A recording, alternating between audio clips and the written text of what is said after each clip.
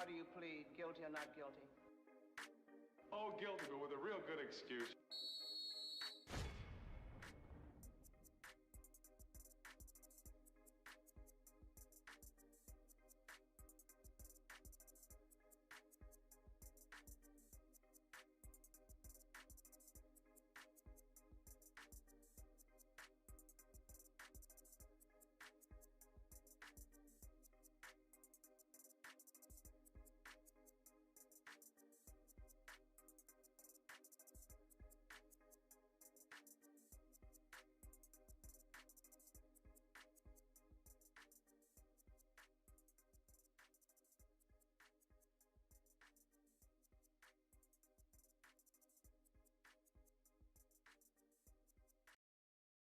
Order in the court! Order in the goddamn court!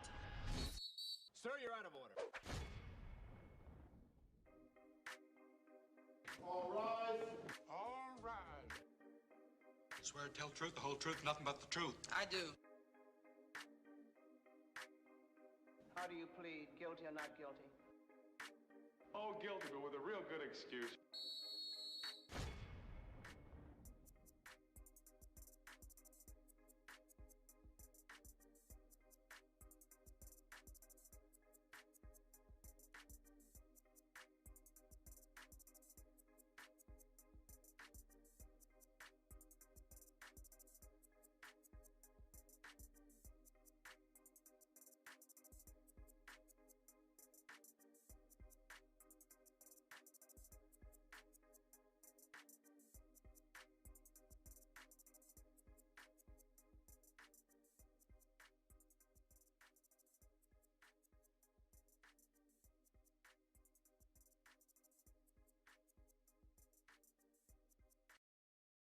Order in the court! Order in the goddamn court!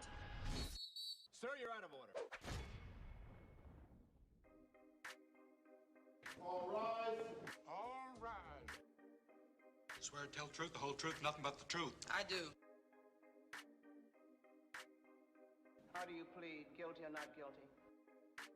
Oh, guilty, but with a real good excuse.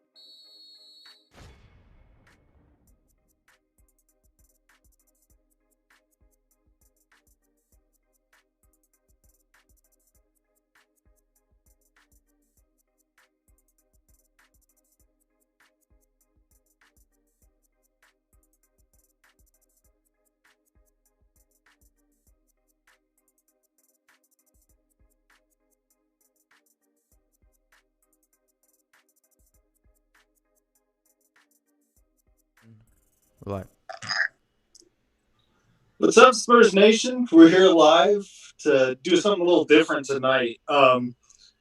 Most of our live stuff has been talking about kind of this past season and the Spurs in general. Today, we're not going to be talking so much about the team as it stands, but the team as it could be. And we're going to be talking about some draft prospects, what the team could look like, what the team needs, and just kind of the road we want to head down in the future.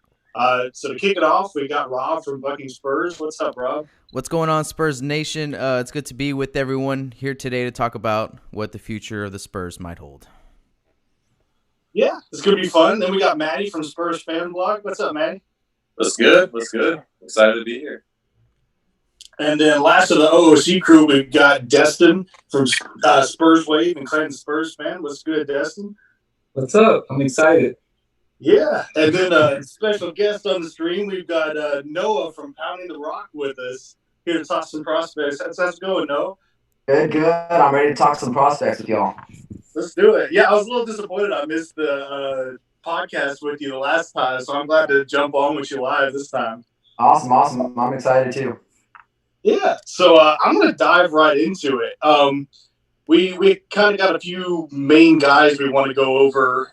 So I'm going to start off with the first guy we want to talk about. We're going with our Florida State boys first.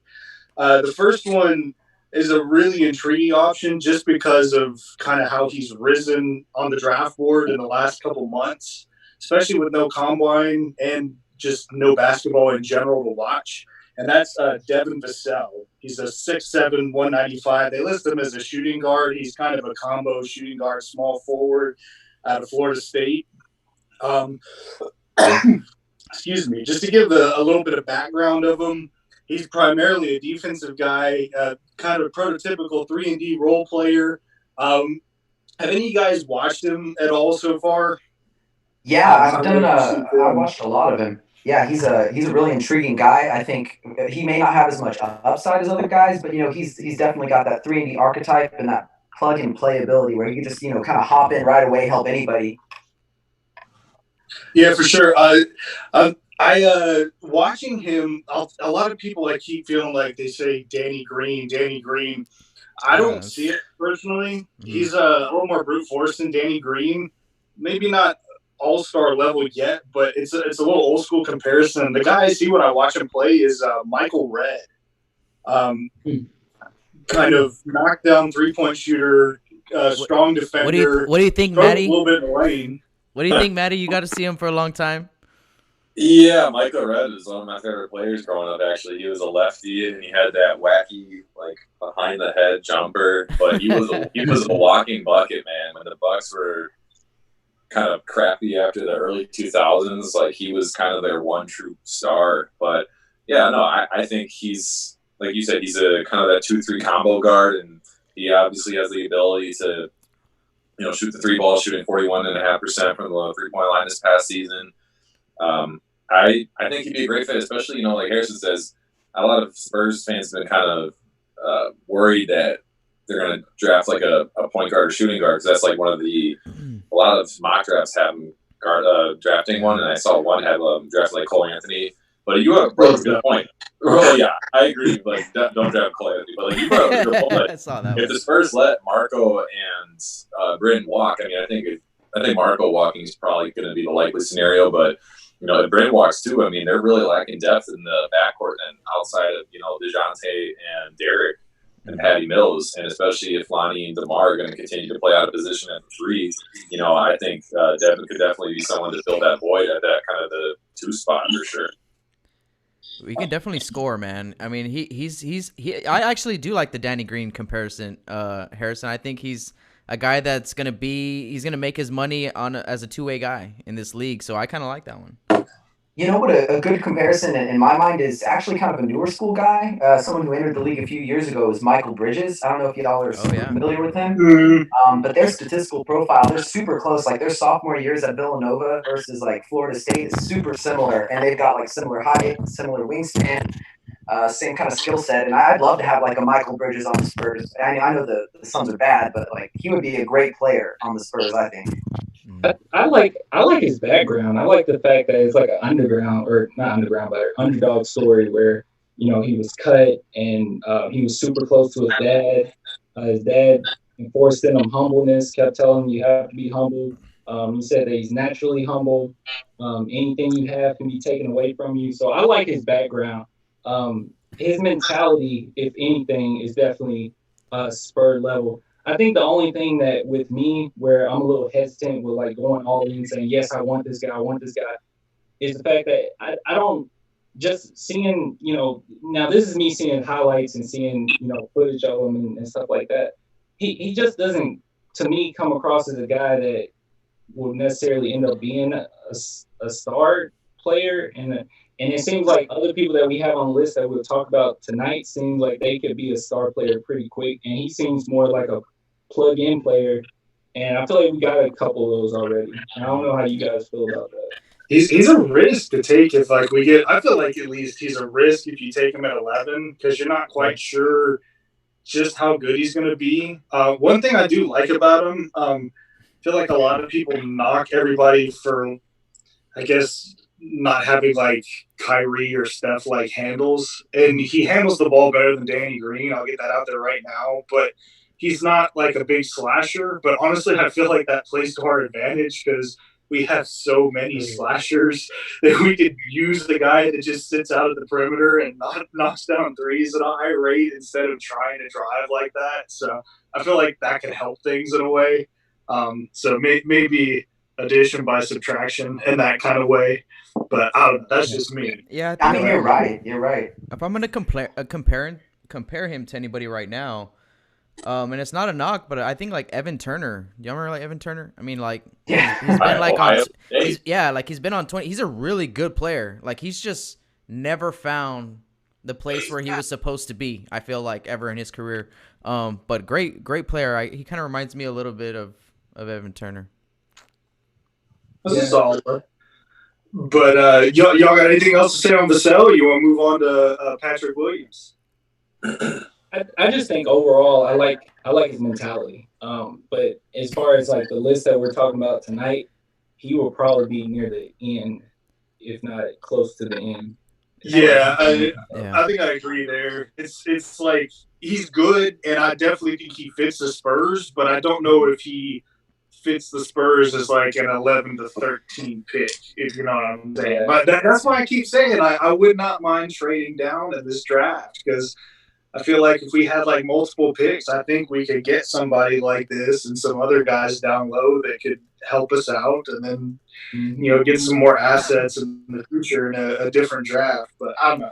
I'll stay away from that. I'll say that. I feel like you guys are right. Like, okay, let's look at it from a distance and say, okay, so from the year 2021 and on, that's like when a lot of these older guys are kind of off the books. What does that team need? And let's address that need in this draft. And I feel like Devin is going to kind of battle there with Keldon and Lonnie when it comes to minutes maybe in the future. And I feel like, you know what, let's address, as much as I like him and I would love to draft him if he was available and a couple of my other top choices weren't there, I would love to have him on our team because Destin, I kind of see it in the way he plays. Like he plays like a Spur. Like if you look at his highlights, it's always like there's no emotion on his face. He just kind of goes both ways. He hustles, and good things happen when he's on the floor.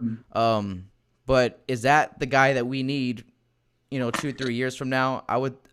He's like second or third on my board, but I would say no.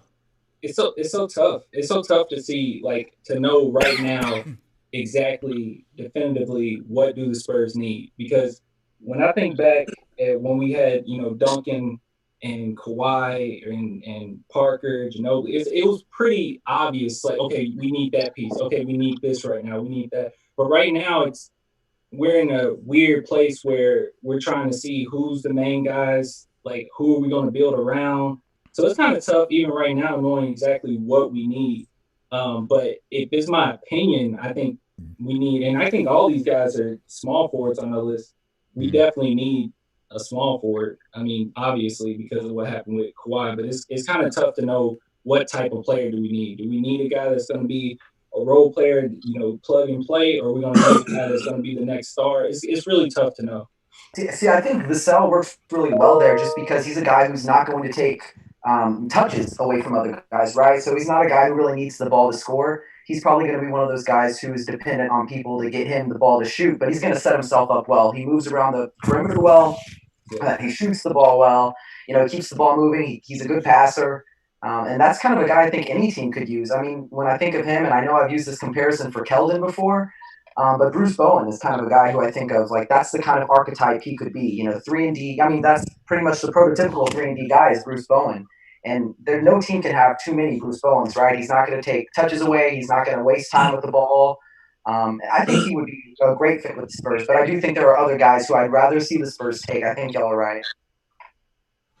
Yeah. So I'm going to move on to the second guy here, talking about other possible guys maybe you would rather see take. I know we were talking before this. I'm not as insanely high on this guy either, but he is a legitimate option. So let's start analyzing him. We got Patrick Williams, same school, Florida State, Devin Vassell's teammate.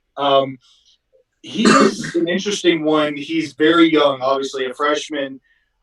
He's kind of a similar type as Vassell with the defense. Obviously, he's a little bit bigger, about 6'8", 6'9". I think the key with him is the potential.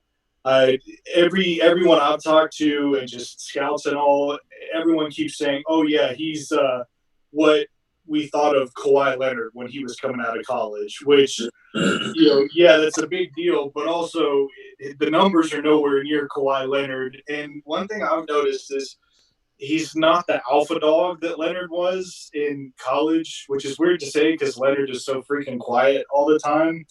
But like the thing that bothers me, I think, about this guy is we've talked about Lonnie that before, that we think he's a sleeping alpha, and the thing he needs to do is just assert himself. That's this guy's problem. There's stretches on the court. He'll just go without trying to get the ball, without touching the ball, and without really trying to make himself seen in the offense or the defense. And it's not good for someone of that ability. Granted, it's something that can be fixed, but just one of those things to say. I kind of tend to think we need somebody who has things a little bit more figured out right now rather than another project. But what do y'all think? How are y'all feeling about Patrick Williams? I don't know. Even his stats, it's kind of rough. Like, okay, 9 points, that's good. 4 rebounds and assists. And I saw that he was 6th man of the year, right? So he's coming off the bench. I saw an interview with him, and he seems like he has a lot of athleticism. Look like he can, rebound the ball, do pretty much everything on the court that you would need of him. But he even said himself, like, one of the questions were, what do you think you can work on as far as your game? And this is exactly what you said, Harrison. Like, first thing he said was, I need to be more aggressive. So, even he knows that he's not aggressive enough on the court and what he's capable of being. So, as far as he's concerned, I like his body. I like that, 225, right? You said he was 6'9"? Yeah. About 6'8", yeah.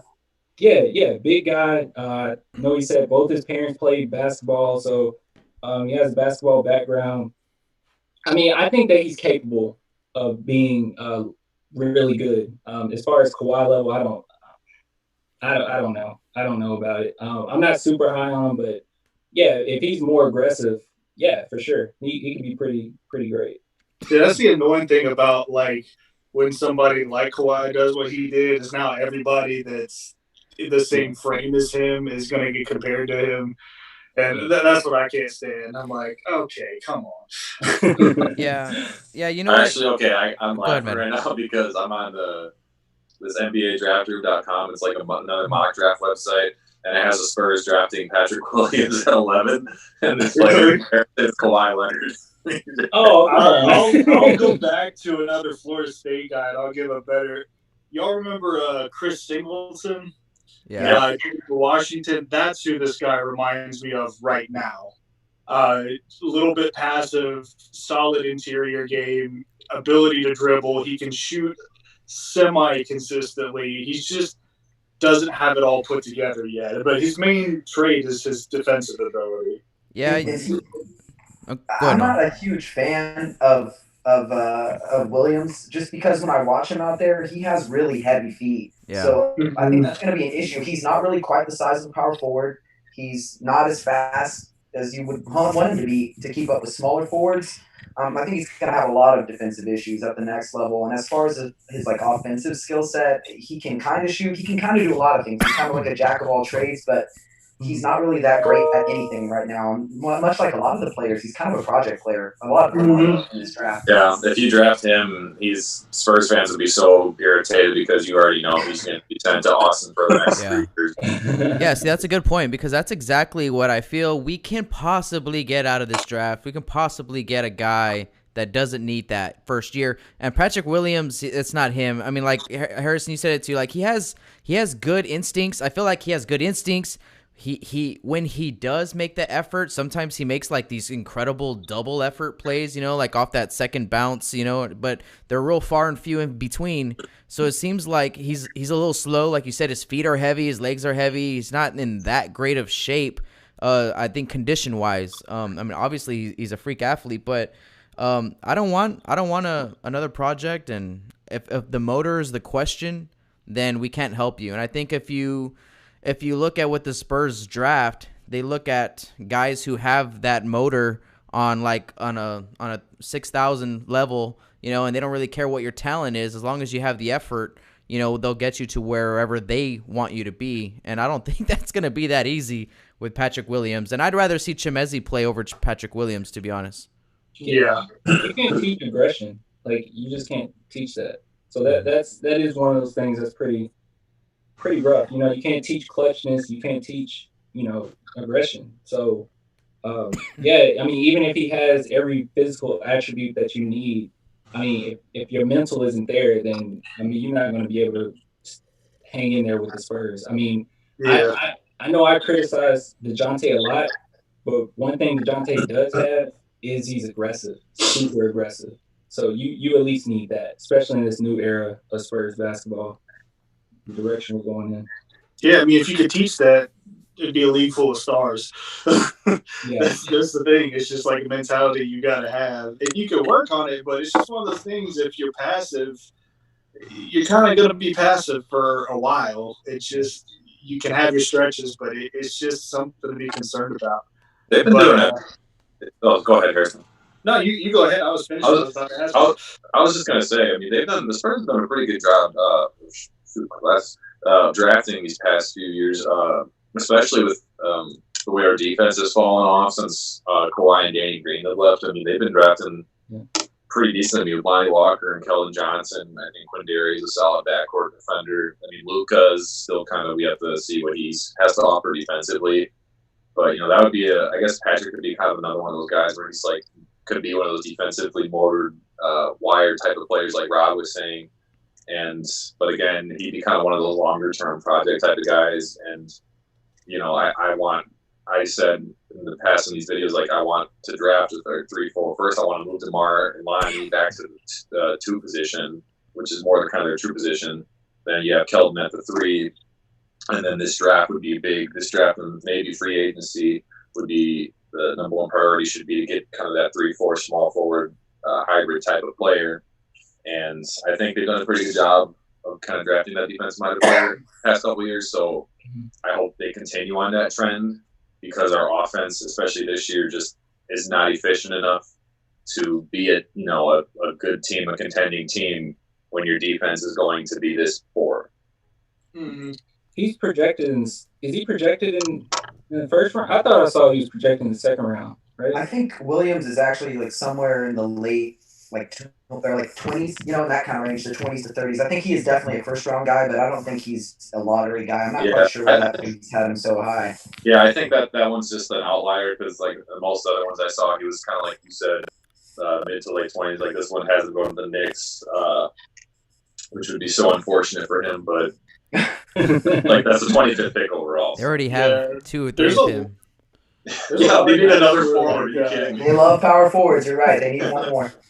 There's a lot of guys who are like buying high on him, and there's some people that are putting him at like pick 7, and I just don't see it. Well, I think there's a good 5 to 6 forwards at least who are better than he is. I think definitely. I think the reason why his stock is so high is that in the beginning of the season he was like through the roof. They had like all the hype on him. Florida State, he was going to be their guy. And actually Devin was going to be like their number 2 guy, but Devin just outworked him, is what as far as what I've heard, what happened in Florida State this year. So like Patrick started high, Devin started low, and Devin just caught up to him and surpassed him. And then his stock kind of just stayed where it was at. And so that's why he's like even in the mix. But I mean, like you said, I mean, he's a project. He can be something great, but how many, you can say that about half the people in this draft. Yeah, and one thing I always hesitate with is like people love to parade around the whole 6-man thing with Florida State, but it's the way they run their rotations. It's a lot easier for their 6 men to win the award in the ACC. If you look at Kabengele, the guy that was drafted last year out of Florida State, he was the 6th man of the year. I mean, he led the team in scoring off the bench as a 6th man, but he was also like one of the leading minute getters on the team. And it's kind of similar with Williams this year. He was getting the minutes and all like a starter, but just coming off the bench. So I'm like, with those minutes, I'd like to see more from him, because you look at Vassell, he's getting similar minutes, and playing against arguably tougher competition, going up against the starting fives of the other team, and he's putting up better numbers. He's defending better guys, and it's just one of those anomalies. You think, why is he not doing better statistically and intangibly at the same time? So I tend to buy low on him as well. You know who he really reminds me of is Marvin Williams back in the day. For North Carolina, he was that sixth man. There was a lot of hype around him because he played so well off the bench. And then he got to the NBA. I mean, look what happened. I mean, I think at best he was, an average player, maybe a little bit above average. And I just don't think that if that's what you're going to get out of Williams at 11, I'd pretty much stay away from that. At best, Harrison, at best he was an average player. He was. I met him. He's a nice guy. Yeah. Harrison works for UNC. I don't know if you knew that, Noah. Hey, I love Marvin Williams. I think he did a lot of things, but I don't think he lived up to that number 2 potential. No, definitely. He's like still in the league, quietly averaging like 15 points a game. I don't know. He's on the Bucks. He's a great role player. He was not a number 2 overall role player. Yeah. I think it was hard to tell, though. He was so young, and he looked real promising coming out of North Carolina. I think he's another one of those guys who kind of lacked the dog, the one who, wanted to score a lot, That's like the same as Michael K. Gilchrist and other guys. That it's just like they look really great, and then all of a sudden they get taken, and it's like, oh, they just don't have it. Yeah. This seems like an Atlanta problem. Atlanta, Charlotte, you know how it goes. Yeah, I think we can move on. But I've said that I thought there were at least 5 or 6 better forwards. Here's one that I think is much better, and I think is a bona.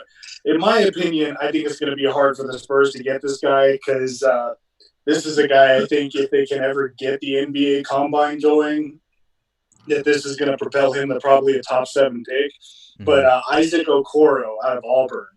Mm-hmm. This guy is I don't want to like parrot what we said about Williams, but I mean another 6'6", 215 shooting guard, small forward combo. Another guy that you hang your hat on defense. But I mean, you look at the difference there. Williams was averaging about 20 minutes a game, only putting up like 9 points, 4 rebounds. Okoro gets 10 more minutes a game, and he's getting like 13 points, 5 rebounds, 2 assists, a steal, and a block per game. And I don't even think he was the number 1 option on his team. He just kind of, honestly, he wasn't even projected to be the guy at Auburn. He just kind of came out of nowhere. And he's one that, his 3-point percentage isn't great, but a lot of that, at least from watching Auburn, I actually watched Auburn for some reason quite a bit. Their offense is fun. I like Bruce Pearl's offense, but he takes a lot of contested threes. I think a lot of his percentage is just due to shot selection, and that's something that's easily fixable because his mechanics are there. I mean, he's got a nice release. He's got good form. But the thing with this guy is he's fast, he has great lateral movement, he's long, and this guy is just another, jump out the gym type player.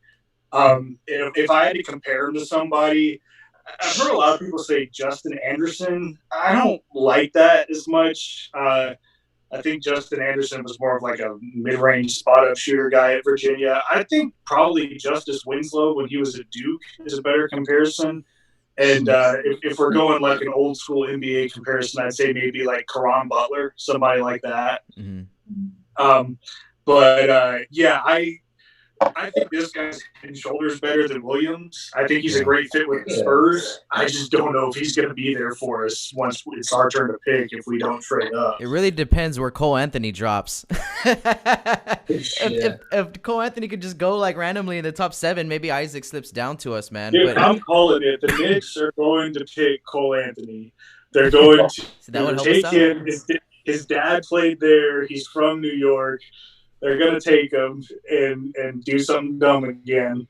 But I could see the Bulls taking somebody like Okoro as insurance in case Otto Porter leaves or something like that.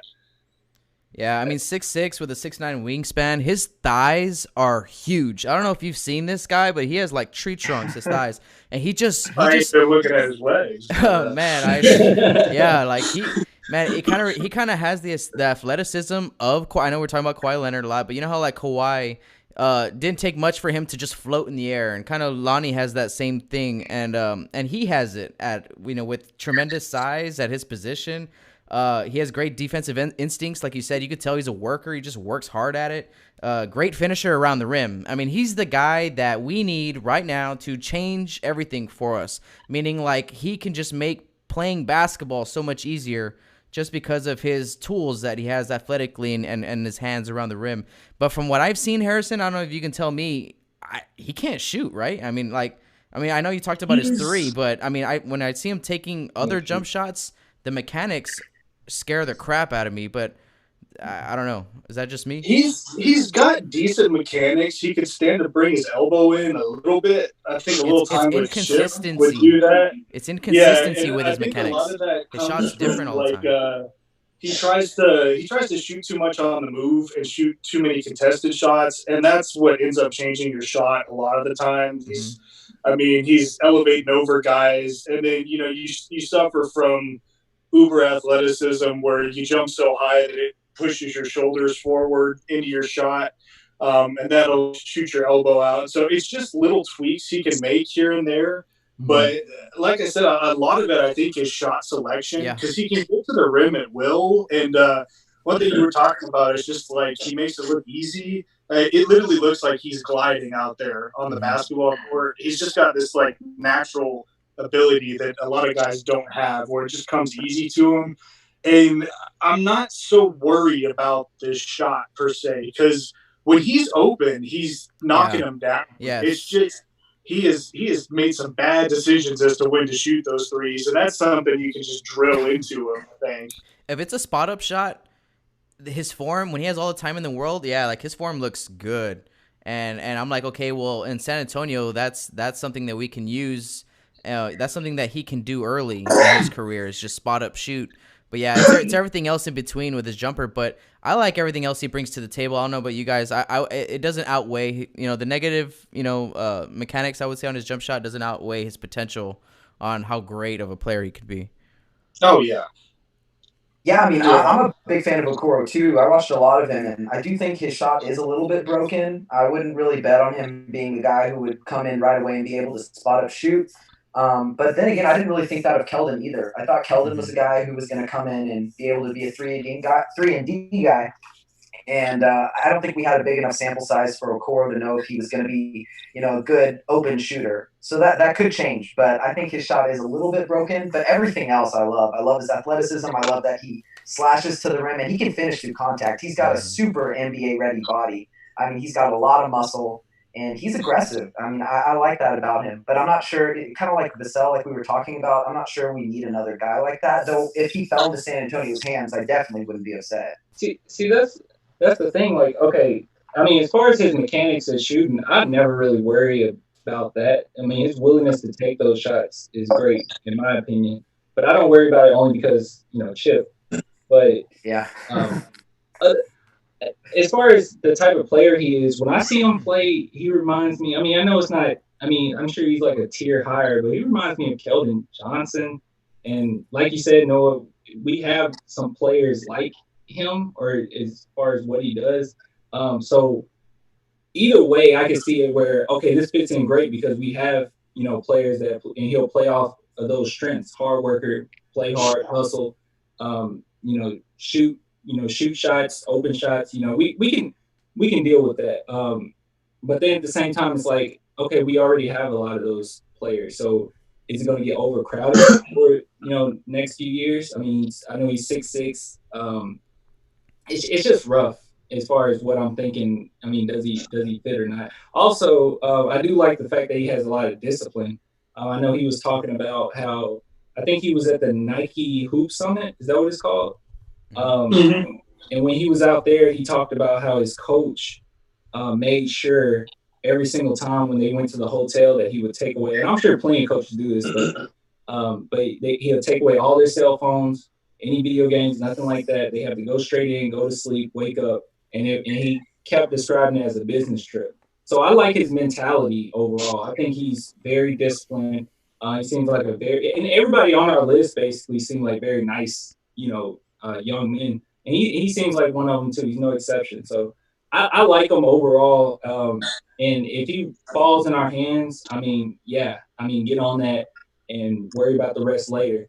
But right now, just as far as if I could choose a player, he will probably be my second and third. What do you think, Maddie? I'm watching. I got highlights pulled up on my laptop here, and so he actually really reminds me of Keldon Johnson. Yeah. Just as far as like his motor goes, and I mean, you guys know how I feel. Like I want defense, I want defenders. I mean, it depends on kind of how the Spurs are going to structure their roster, this offseason and next offseason, with who they extend and who they bring in, who they draft. Mm-hmm. But I still believe that defense wins championships. I mean, I think if you still look at the top teams in the league, that they have the best defenses in the league. And he seems like a versatile defender, and he just kind of, like you said, Destin, he just seems to be one of those guys that just kind of has that motor. And like we said, I mean, mechanics can improve. He's still, he's in college, so, or not anymore, but you know what I mean. He's still very young. There's still time to improve that. I agree. I think he'd be a great person to have if we're lucky enough to drop. If he drops down, might be worth trading up if you make the right deal. Maybe throw Marco Brin and the sweetener. I don't care. Just trade Marco and Brin for anything, but you know what I mean. So yeah, I like him too, but I don't know if we're gonna get that lucky. Yeah, I mean, worst case scenario, if he falls into your lap, he kind of reminds me of like a Marcus Smart kind of guy. Like Marcus Smart's not a great shooter, but he's clutch. He can shoot those big shots. He's a great defender. He's so muscly that even though he's kind of smaller for like a guard, he can guard like 1 through 4 because he has that much muscle, that much athleticism. And I wouldn't mind that. I mean, honestly, the Spurs struggle so much on defense. I would not mind that, even if his shot never became like a 40% or even 36% kind of 3-point guy. I think he would totally be worth it. Well, you look at the 2017-18 year. When Kawhi was hurt the whole time, and we went, we were still, I think we were like 3 games back to the 3 seed. We won 47 games, and considering the circumstances of losing your best player for the majority of the season, that was pretty good. But we weren't offensively a very strong team, but we were a top 5 defensive team. We rewind to last year. I think we were like 20th defensively, maybe, but we were like top 5 in offense. But I just think last year offensively was kind of just an outlier, an anomaly. I always watch that word, whatever you want to call it, because we just had so many guys who were just shooting the lights out. I mean, we had Rudy Gay, Bryn Forbes, Marco Bellinelli, Patty Mills, all shot above 40% from 3. Davis Bertans. I mean, everybody was just shooting the lights out for an entire season. It was crazy. And, you're just not going to see that year after year. So, but you can bring back defense year after year. You can always rely on that. And that was always such a staple of our franchise for so long. And, I know I sound like a broken record at this point, but I want to get back to that. Well, and like we say, I hate the whole thing, you don't draft a guy just because he can't shoot. Like, you can teach a guy to shoot. It's hard to teach a guy to play really, really good defense. And he fills an immediate need. You can win basketball games without shooting well.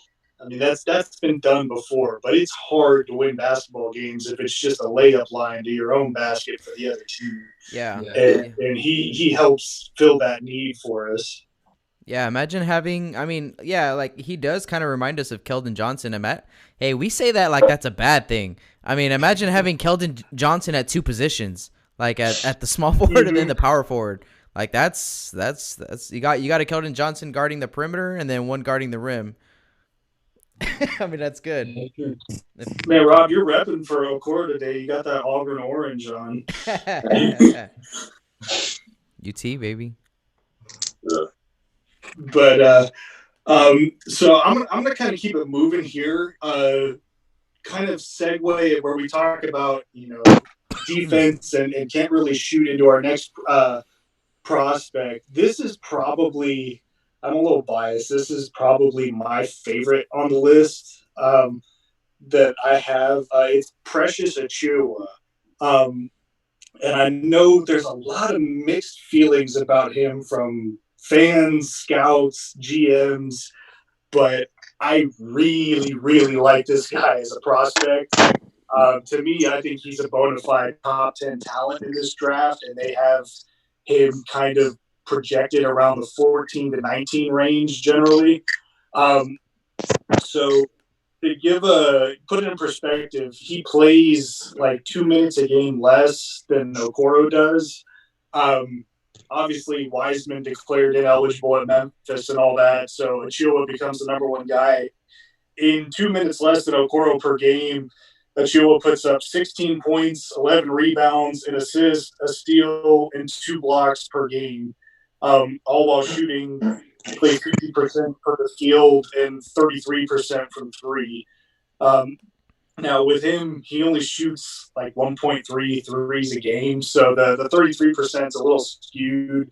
He does have a few shooting issues, like a couple of his misses. I watched a bunch of his games. A couple of his misses were just ungodly bad. He just breaks out the backboard. A couple of mechanic issues to fix there, but one thing I noticed about him, he's 6'9". He has a 7'3" wingspan. This dude is, long, and he weighs 225. I mean, he's heavy. He's NBA ready. He's quick on his feet. We talk about Okoro moving well laterally. He does the same. He's kind of that classic tweener 3 and 4, where you can guard both positions. He's really athletic, so he can get up above the rim and block shots, obviously, with 2 blocks a game. Good footwork in the post. He's got a nice back-to-basket game on offense. His handle needs a little bit of work if he's going to fulfill that tweener role along with the three-point shooting. But he reminds me a lot. Yeah, everyone wants to say Gerald Wallace, Mo Harkless, but he reminds me a lot of Amari Stoudemire. And his kind of metrics coming in are almost identical. I think he's only like 2 pounds lighter than Stoudemire was, but every other dimension that they measure is all like the exact same as Stoudemire in his draft combine. And just if you watch some tape on him, to me, I think he is the smartest defender in the draft, especially off ball. If he's not the primary defender in a set, he's really good at not getting baited into switches and not getting baited into following wrong guys or ball watching. There's a couple highlights if you watch. They'll set double down screens to try and get him to chase guys out on the perimeter, and he's never fooled by it a single time. So I'll shut up about him now. Let y'all talk about himself. But yeah, he's probably my favorite on this list. No, dude, like I completely, he's my favorite too. Like the more I was looking into him, the more I'm like, this is the guy. I had no idea that you loved him as much, but yeah, I mean, played in Memphis. Memphis produced some pretty good players. I'm from Memphis, so I know that firsthand. Grew up in the Bronx. I really like this guy, man. His parents were ministers. I like that about him. I know that shows a lot of discipline. If his parents are ministers, you already know that they were probably getting on to him about anything. But he also said that he's just from his mannerisms and what he said himself is that he's a really chill guy and he's a different player on the court than he is off the court. And I'm like, that is exactly what we need. I mean, 6'9", 225, like you said, averaging a double-double. Like, I'm totally for this guy. And then his, when we think about, like, where our guys' mindsets are or what type of person they are, I mean, I don't want to just overgeneralize, but they asked him, who's your favorite artist? And he said J. Cole. So he's an intellectual. I like this dude. I like him. Everything about him. He's quiet. He's big. He's tough. He's strong.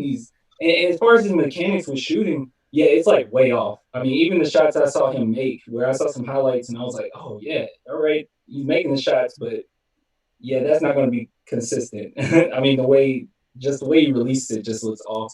But yeah, you go with the Spurs, man.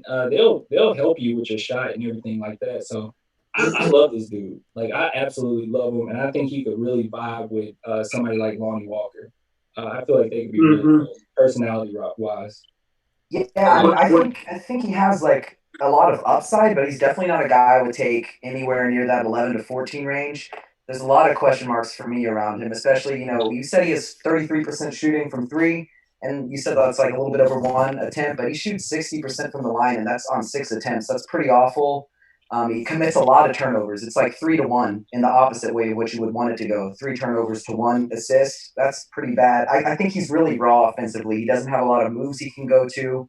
He kind of relies on his raw athleticism, and he's not a guy who I would take in that range. Now, if they traded down and they got him, I would be excited for that. But at 11, to me, there's a lot better guys you can get because this talent in this draft to me is more heavy on the defensive end than it would be on the offensive end. And if you're just going to draft him based on his defensive prowess, I'm not sure you want to do that at 11. But that's just my opinion from watching him. Well, I think on the offensive end, he has the potential too, but it will take time. But on the defensive end, I think he's ready. I like the Amari comparison, Harrison. I think that they move the same. I think they both like kind of hop and hover around the floor, and the way they're able to kind of just drop step and change directions and still like elevate and get up and contest shots, things like that. Like they're very similar. If I was gonna when I see all his highlights and see kind of how he works and how he moves, I would like to kind of blend two players to compare him to. I mean, like maybe what his ceiling could be. But I can see him being an in-between of DeAndre Jordan and Blake Griffin. He kind of has the will and like the strength, athleticism of DeAndre to kind of protect the rim, change directions, and make the play on the defensive end. He can go up, catch lobs. But from what I've seen, I've only seen highlights. A bunch of different videos on him, but he can, from what I've seen, he can put the ball on the floor and attack the rim. He has a spin move here and there. He gets a little creative with his finishes after contact. So he can kind of do those Blake Griffin type things, the way he attacks the rim, but he can also kind of do the DeAndre Jordan thing. And I think like with the Spurs, I think you're right, Noah, about his turnover, the 3-1 and all that stuff. But like Harrison said earlier, I feel like he was asked to do this year a lot more than he probably was expecting to do. And I think, that Memphis probably asked him to do a lot more than they probably felt comfortable asking him before the season started. But he's a guy I feel like I would, earlier we were talking about Patrick Williams, and I was like, nah, I'd want to see Chimezie play over him. You see, I would definitely feel comfortable about letting Chimezie go and then bringing in this guy as well. I think the potential is there at pick 11, but yeah, it's risky. It's risky. No, I don't feel real comfortable about it, but I think I would do it if my number one pick wasn't there, and we'll talk about that later. Sure. I mean, yeah, if your number one guy isn't there for sure. I mean, he's high risk, high reward, but he definitely has potential. So you're right. If your number one guy isn't there, then why not swing and take a chance on him. Mm-hmm. See, I would take him no matter what at 11. Just talking to a couple scouts and everything I've heard is a lot of people think he is the smartest player in the draft, basketball IQ wise, and that is like our staple. A lot of people were mad we didn't take Brandon Clark this past year. Yeah, he had a really good season, but one of the reasons they took Luka, I think, is his IQ. We're starting to see that on display. And for me, I think he is just a sure thing that you have in this draft. We talked about a lot of risks and all that, but for me, the free throws and all that stuff, that's going to come with mechanics and all that. The turnovers, that's just going to come with some more experience. Also, he played more of a center role once Wiseman went out. He's more of a small forward, power forward, obviously, so I think that affects it some. But to me, you can't coach that kind of IQ, and I would take that 10 times out of 10. And when you talk about his IQ, I mean, he was coached by Penny Hardaway, so I mean that's kind of a big deal. Like Penny didn't get you right, so I like everything about it. How tall is he? Oh, go ahead, Maddie. How tall is he exactly again? Like 6'9", right? 6'9". 6'9", yeah. Yeah, he plays like he's 7 feet. Yeah. I mean, he's and I know we've been talking a lot about like kind of the backcourt 3-4 or 3 position, but in one position we haven't really talked about a ton this offseason is the center position. Mm-hmm. I know we kind of think we're set with Marcus Aldridge and Jakob Poeltl, at least for the short term. But, I mean, depending on what happens with Jakob, I'm assuming we're going to at least pursue re-signing him. I think the Spurs definitely want him back, but I think he could be definitely kind of that 4 or 5 piece for us. I think he could be a good big in the modern day era of the NBA. Obviously, with some mechanical work on his outside jumper and free throw and 3-point. But I mean, there's a lot there to work with. I think Jakob Poeltl's not out there shooting threes and not shooting great from the free throw line, but he makes up for it because he's such a fantastic rim protector and a good rebounder and a great screen setter and all that. And I think we can get Precious to kind of be that guy too. And I mean, the thing is with him, he's more talented than Jakob, so you can teach him those basic stuff that Jakob's such a great glue guy, but you also on top of that have the talent. You have the 10 rebounds, the 16 points. So, he's definitely I agree with you, Harrison. He's a lot of upside. And, he was asked to do a lot this year that maybe he wasn't expecting. But, I think with the Spurs, he would obviously not be asked to do much, if anything. And I think he could kind of flourish in a lesser role. And then over time, kind of as you gain more confidence. I mean, because like I said, 16 points and 10 rebounds for a D1 player, I mean, that's pretty darn good. Well, what gets me is out of those, he averages 11 rebounds a game. Out of those 11, he averages 3.5 offensive boards per game. I mean, the motor on this dude is incredible. At the beginning of the year, until he started showing off some stuff, people wanted to compare him to Kenneth Faried just because of how hard he plays on the court. And that's something that's real endearing to fans, first off. So I don't know. Like I said, I'm biased because this is my number one choice. But he's got the high motor. He's got the high IQ. I would not hesitate to pull the trigger at 11 if he's there. So then you think?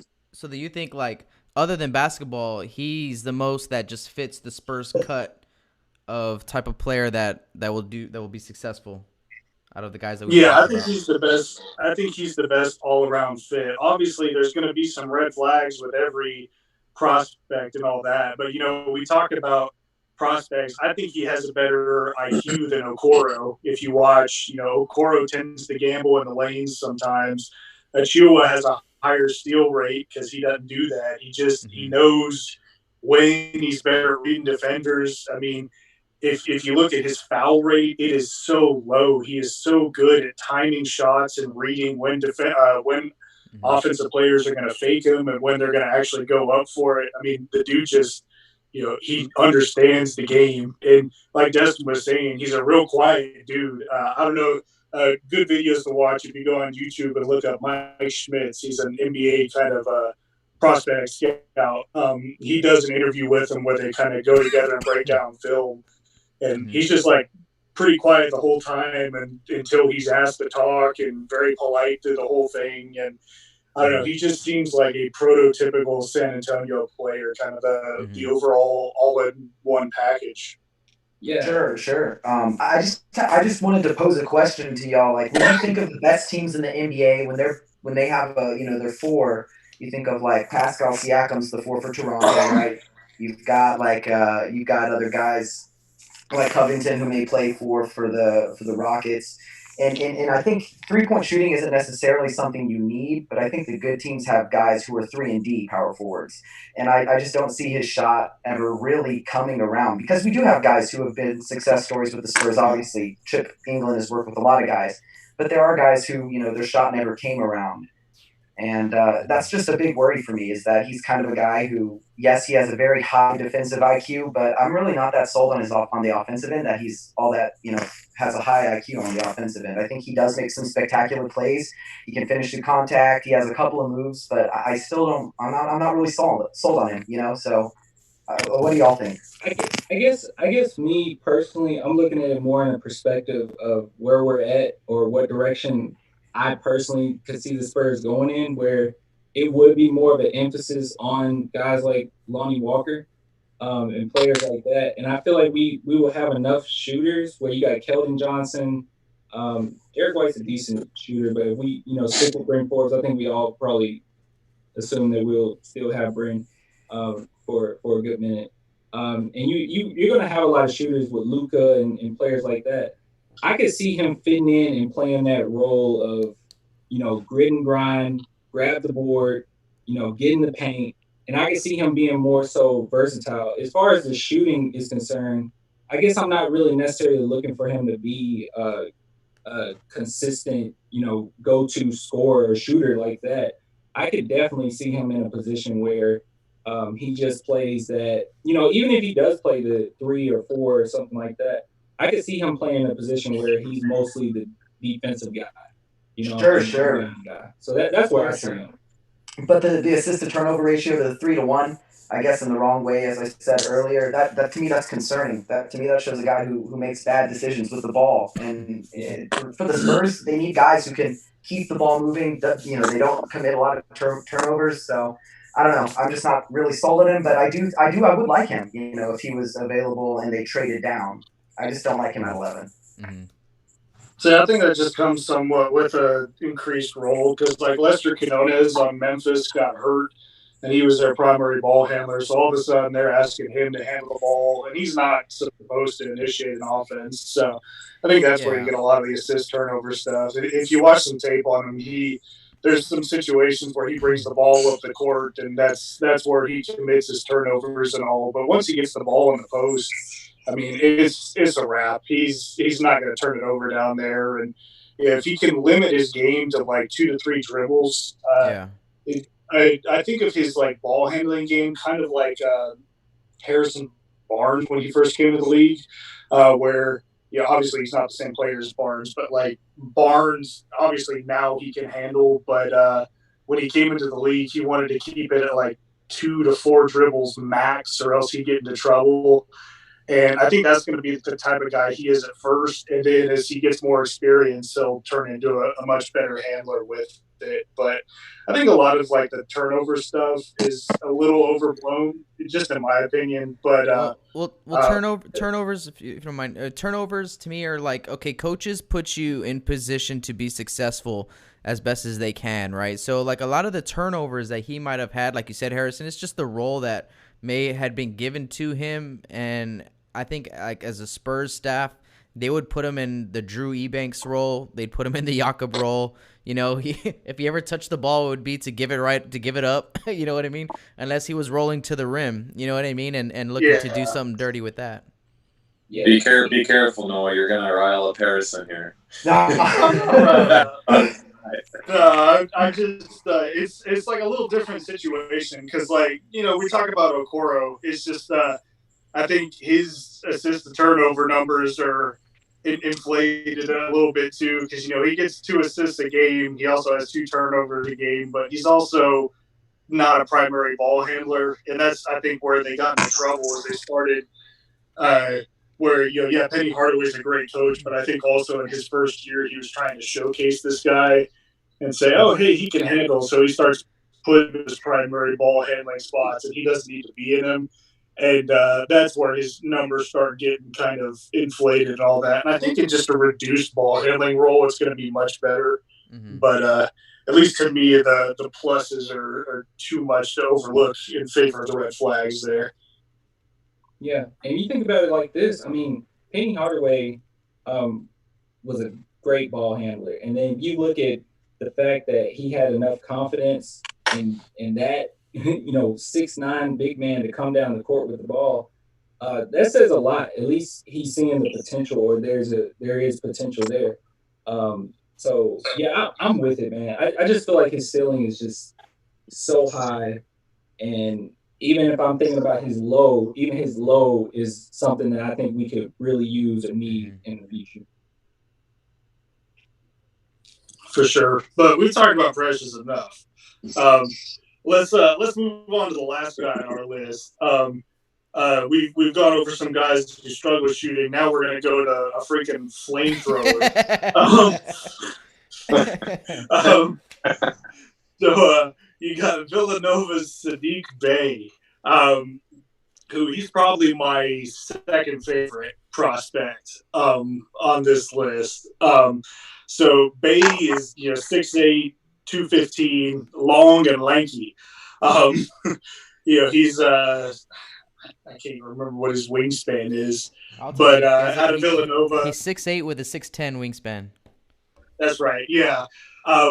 So essentially finished like 46% on the season from three at Villanova, making about 3 threes per game. Just really high motor, like we said, close to a 7-foot wingspan. Good job of handling the ball, rebounds really well for his size. His primary deal is he's like a prototypical 3-and-D. My comparison for this guy, even just like the way he looks frame-wise, is Chris Middleton. That's who this guy is to me. Other guys, maybe if you're looking for like a floor, I think Sam Decker comes to mind. But I think he's going to be much better than that. For that name a long time. Man, I haven't forgot about that Wisconsin team. Man, he was the number one prospect. He went to Sheboygan Lutheran, this like D5 school.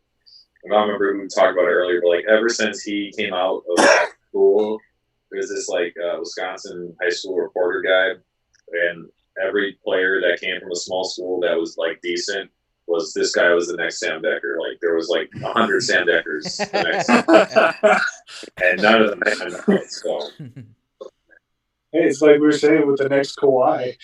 Yeah, exactly.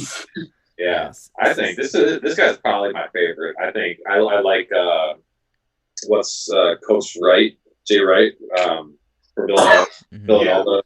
I think he's done a pretty good job the past couple of years getting kind of transitioning players from college to the NBA. Who the Bucks have? They drafted. I'm blanking on his name. I don't know why. White guy. DiVincenzo.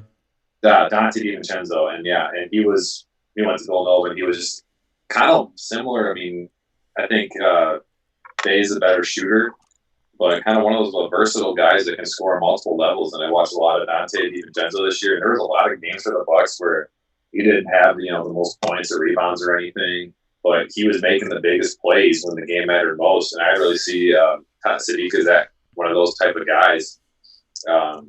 Playing the Big East at Villanova. I don't know. The Big East isn't what it used to be, but he had a lot of success there, and I think he would be a great fit for the Spurs. I think if I had to choose one of these five was my favorite, I'd probably pick him. Yeah, I think I agree with you. You know what? Real quick, I was at the Final Four, Maddie. So I saw live DiVincenzo do what he did in that championship game. Oh my goodness, it was dirty. But definitely, man, I think Sadiq Bey he's my favorite too. I think at the end, once we wrap this thing up, with the 5 guys that we've talked about, let's do like a 1 to 5 priority list, and Bey is definitely up on mine too, Maddie. I mean, like he's just like a lethal scorer. You need it in today's game. And earlier I brought up the point of like, okay, let's think about the team 2 years from now, and what do we need? And I think we need not just size and athleticism at the power forward position, but we need scoring, because Lonnie Walker's a great scorer, but he's really going to be the only guy there that can create his own shot. I mean, no offense to Bryn, but Bryn's scoring by execution, you know what I mean, of stuff most of the time. Yeah, most of the time. So I think that Bey, he's a lethal scorer. I think he's the best scorer at the position in this draft. He has a great catch and shoot shot, but he can also attack you off the dribble. He's long and athletic, and something that we haven't talked about at all about him is his pretty stellar defense. I mean, he's very, very, very active. He's not easy to beat off the dribble, and he's long enough to contest shots. When you just see his body out there, it's kind of sneaky. Like he's big. Like he's a big dude, and he can just light it up from all areas of the floor. And I think I want to see, Lonnie Walker and Bey be 2 of our primary scorers about 2 years from now.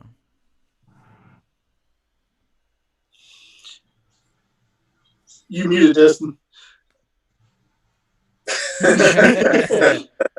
Oh yeah. Sorry about that. No, I was saying that I could definitely see that, Rob. The only thing, as far as a flaw that's concerning him, is the fact that he can't really finish in traffic, right? Isn't that like one of the only things? And he's kind of passive. But other than that, yeah, he gets knocked around a little bit. Yeah. But other than that, I mean, yeah, I'm with them. One thing that I'm seeing like with all these draft prospects that we talked about is they all have discipline. They all have backgrounds that's highly disciplined. And I heard that his mom was a principal. His first year in high school, he played at a Catholic school. So a lot of these guys have backgrounds where it's cemented in discipline and becoming mature. And even Jay Wright said himself that this kid is very mature. So I I'm with it. I'm happy with like all these prospects that we talked about. And as far as Saddiq Bey is concerned, he would definitely be second on my list behind Precious. As far as if I had to, pick somebody at that spot, he would go second for me. Because what he does great might be, I don't want to say it's the opposite of what Precious does, but this guy is a really good scorer, and that's one of the best things about him. And we could use that, and I can see that playing on our strengths. Like Rob said, with Lonnie Walker. So I can see that playing on our strengths. And then the other breath, when it comes to Precious, I can see his defensive, prowess helping us as well. But this guy can play defense too. So he's overall pretty doggone good. So yeah, he would definitely be the second for me. And he's a true small forward, right? Like he's not, power forward. Yeah, he's one of those guys. Like I feel like he's good enough handling the ball that you could feasibly play him at shooting guard if you wanted to go really big. Kind of like Middleton's, like 6'8", 6'9". They play him at a shooting guard spot. I don't think he's quite as good of a ball handler as Middleton is, but I think he's more of a natural small forward. Yeah. Yeah. I'm with it, man. I really do like this guy. I mean, everything he does well. I mean, it plays in the Spurs' strengths, or as far as what we are, playmaking, good shooting, defender. Yeah, he's overall good. Pretty decent rebounder as well. So yeah, I'm with him. Yeah, I like it. if he's not good attacking the rim, that's okay because we got DeJounte who can do that, Derek who can do that. We got Lonnie who can do that. But what we don't have a lot of are guys that are going to be on our team a few years from now who can shoot the ball. You know what I mean? Bryn is a big question mark. Lonnie can shoot it, yes. But then who else is on who's next? Luka Samanic, maybe. It might be your next best shooter. But then Trey Lyles, yeah, but Trey Lyles is gonna in 2 years his contract's up. He's got 2 more years with us at $5 million a year, and I honestly don't see the Spurs re-upping his contract at that point. I think that's where they kind of roll with Luka for the rest of their whatever. So he's a filler. Yeah, he's filler. He's kind of what Kyle Anderson was, what Boris Diaw was. He's not gonna be here long term. Yeah. Yeah, well, I mean, as long as you got, good defenders to make up for that lack of offense until it develops or acquired in free agency or through the draft, good defense can trump that poor offense sometimes. I mean, it's not ideal, obviously, especially in today's space and pace era. But like I said, I like the way we've been drafting these past couple of years, and I think with a few key draft picks this upcoming draft, maybe in 2021 too, that they can really build this team for the future, especially with the cap space we're going to have in a couple of years. It's going to be on them on the front office, though. So let me ask you: would you take Bay at 11 if he's there, or do you try and trade down? Because he's another one that just like bounces up and down depending on who you ask. Yeah, we talked about that in our article, Harrison, about trading down. Or I think that was your article, and yeah, he is bouncing around, and I don't know. I think we just have to wait and see. I mean, when's the draft going to be? Like June next month, right? Man, everything's been postponed for now. Yeah, everything like from the combine to the lottery. The lottery is supposed to be tonight, but everything got postponed. Yeah, it's killing me. I know, me too. Honestly, I was like, I cannot believe. I mean, not to be selfish, but I was like, I cannot believe all this stuff is getting postponed. Like, draft season is my favorite part of the year by far. Unless we're in the playoffs, which we weren't going to be, draft season is like one of my favorite things of the season. Yeah, and I was like, hey, no playoffs. At least we have the draft coming up, and then they had to take that from it too. If they scrap the NBA season and the Spurs get a lottery pick, so our playoff streak intact. That would be nice. That would be super nice.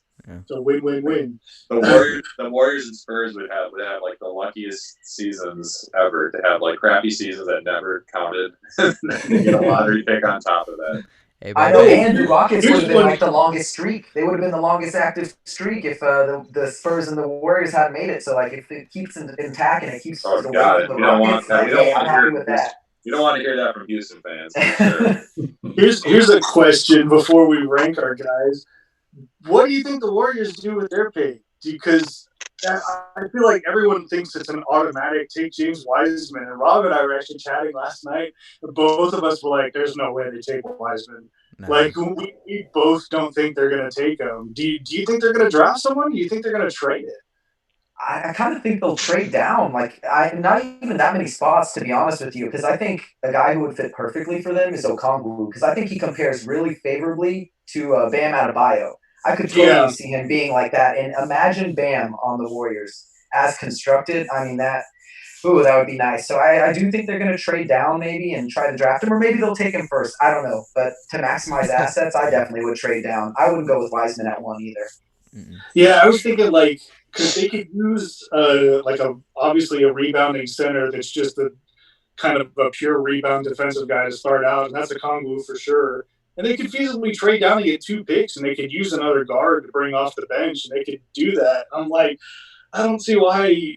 I mean, they have not used any centers that are elite like Wiseman is projected to be. Yeah, they had Cousins, but he was like a shell of himself. Yeah. Well, I'm like, I don't see it. I saw there was a huge package trying. There's all the Giannis rumors to the Warriors now, and there was like this huge package of like the number of first overall pick and Andrew Wiggins and like their next like 8 draft picks, first round or something like that. And I just thought that was insane, but I don't see that. Really.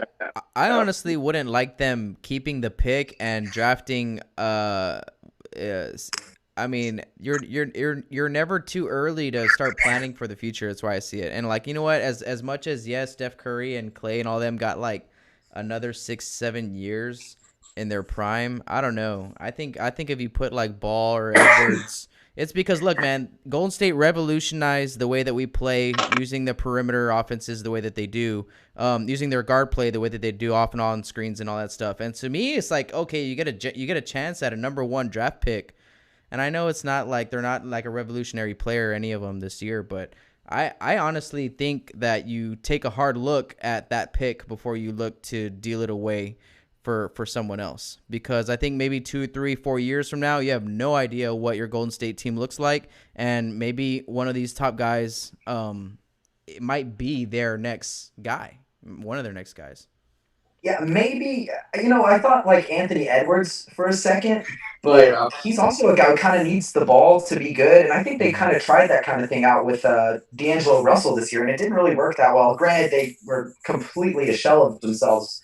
Their entire roster was like injured, but I wouldn't take Edwards. I wouldn't take Wiseman at 1.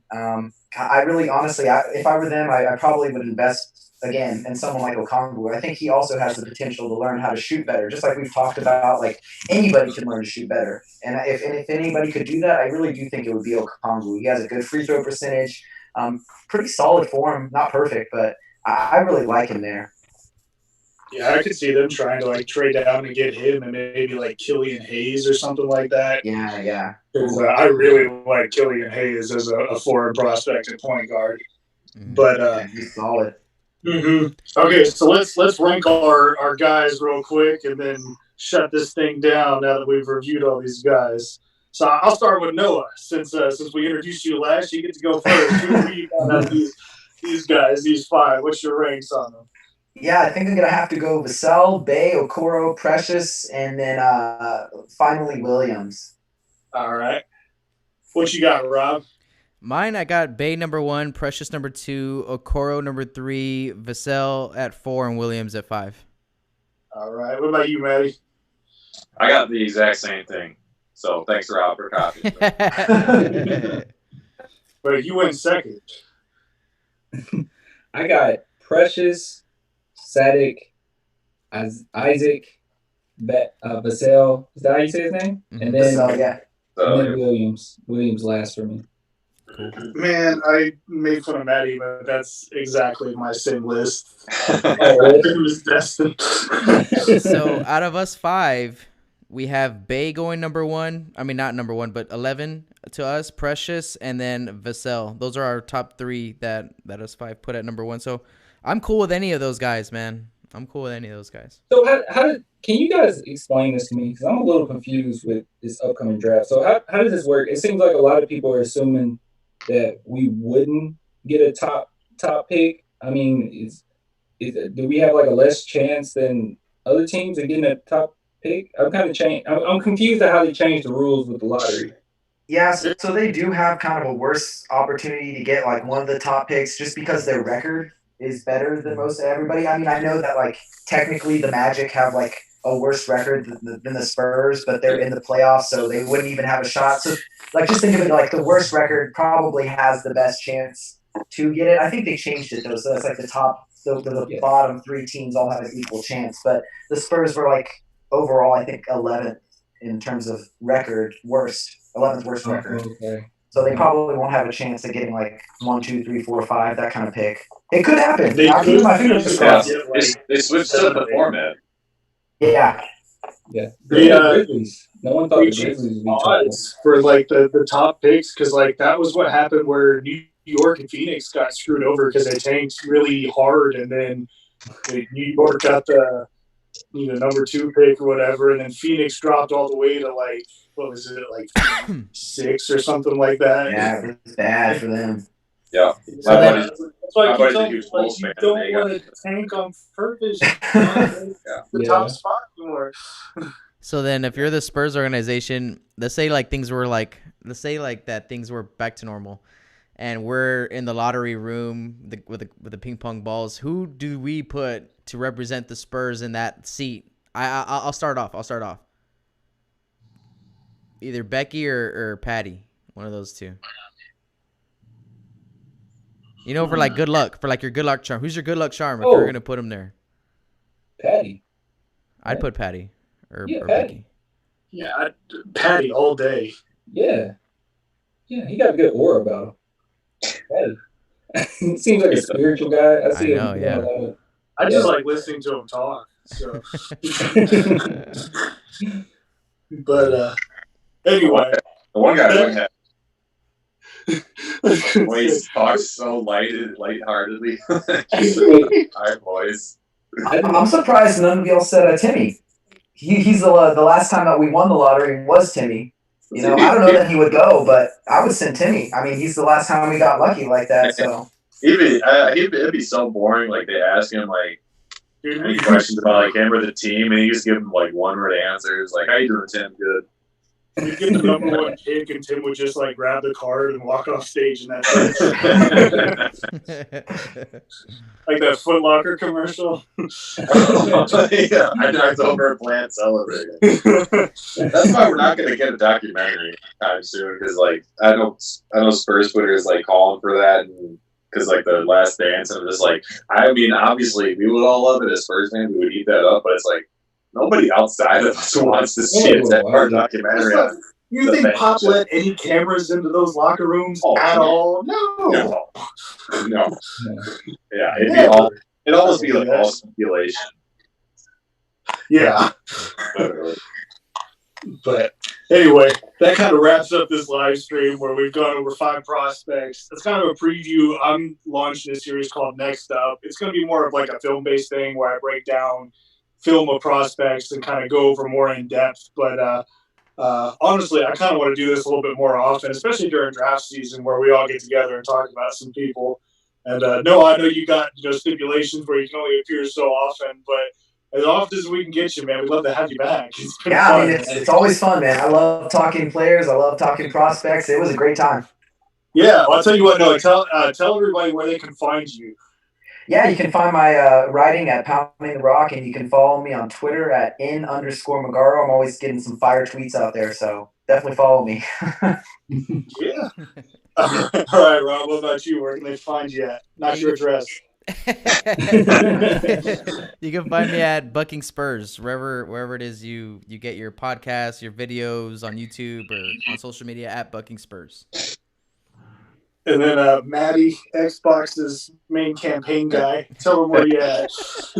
Wow, put me on the spot. That's how PS will do it, I guess. You can find all our articles at SpursFanblog.com or on Instagram, SpursFanblog. Harrison and I will be talking about this soon. Hopefully, we're going to try to start a player review. We're going to get report cards out for each player on this past season. Once we figure out, what's exactly going to happen with it, we're going to try to rank or rate each player's performance for their how long the season was, and get that out to you guys as soon as we can.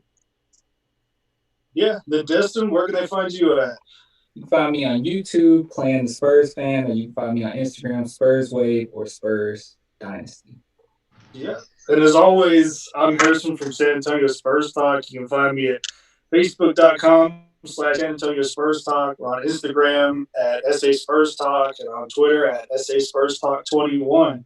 And until next time, quarters adjourned. Peace.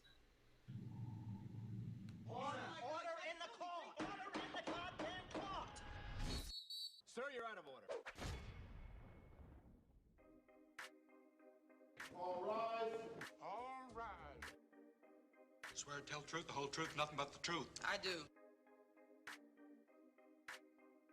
How do you plead, guilty or not guilty? Oh, guilty, but with a real good excuse.